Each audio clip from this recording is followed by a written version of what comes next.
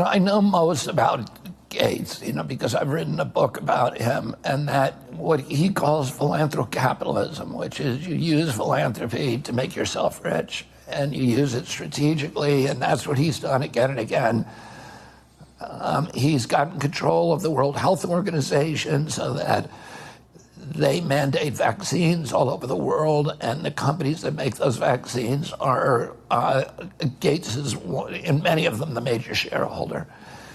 And he did the same thing with the Green Revolution. He got a hold of the regulatory agencies in African countries and forced them to change the nature of agriculture. There's 20,000 generations of agriculture of people growing crops like sorghum and plantains and yucca and all these plants for subsistence. And he said, no, we're going to transfer them all to these, GMO monocultures of corn, and then we're going to bring in companies that he owns, Kraft, Coca-Cola, McDonald's, these big food companies, processing companies, to buy that, and that's going to be the deal. And then, of course, during COVID, all of that shut down, and you had, there's 30 million Africans now as a direct result of Gates's policy who are now on the edge of starvation. Tell that story that you shared with me a couple of years ago about the vaccines that Gates sent over supposedly for women that, I don't know, was to control birth control or what? That's another. I think the real tell was what happened with the DTP vaccine, which is diphtheria, tetanus, and pertussis. Because of Gates pushing this shot, it's now the #1 vaccine in the world, DTP. And it's mainly given in Africa. It was that particular shot is discontinued in the United States because it was killing or badly injuring 1 out of every 300 kids who took it. We ended it in Europe and the United States, but Gates is giving it to every kid in Africa. And in 2017, he asked the Danish government for money to support this program, and it said, we've saved 20 million kids. The Danish government said, can you show us the data?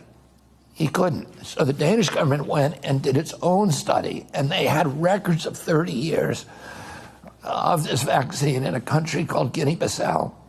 And they looked at the records, and what they realized in retrospect, which they were never seeing, is that the girls who were getting that vaccine at 6 months of age were 10 times more likely to die over the next 6 months as children who didn't get it. Wow. And they were dying of things that nobody on the ground had ever associated with vaccination. They were dying of anemia and bilharzia and malaria and dysentery and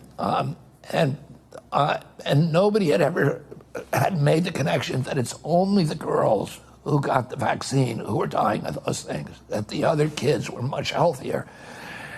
And the Danish government had retained the greatest vaccine scientists. All of them were pro-vaccine. A guy called Peter A. Abiy, who's like a deity in that space, and another guy called Sigrid Morgensen, and a whole team of scientists knew that. And those scientists started speaking up and saying, you got to discontinue this vaccine. And their careers, Gates made sure their careers were destroyed. So that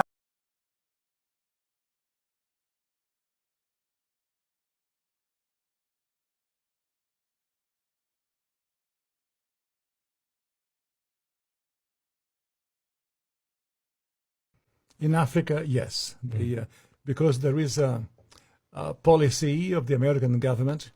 It's called the Kissinger Report, which was produced in the mid-70s when Henry Kissinger was involved with the government. And it explicitly states, which to this day, it remains the official policy of the American government. It has not changed. Mm-hmm. It may not be implemented by Trump, but it remains the same. That the purpose of the foreign policy in Africa was to reduce the population. So to give aid to countries in Africa, not clean water and schooling and things like that, but contraception and abortion, in order to shrink the population of Africa, because they have great mineral resources there. That sounds diabolical. It is, yes.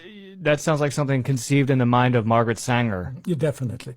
And so at the time, Kissinger and those involved with the Carter administration wanted to shrink the population, make sure that the Africans do not develop and do not use the resources for themselves, because we in the States, we need them. There is a concerted effort of foreign powers to control the population of Africa. Africa is a huge continent, could feed thousands of more people, but the policies of the West, especially in Europe. For example, between 1990 and the year 2000, the United States, Canada, and Europe contributed about $6 billion in contraceptives, not to help the people, not to give clean water, clean food. That is not to fight malaria, for example. No, of course, perish the thought, never. Yeah. Let them die. That's the whole idea.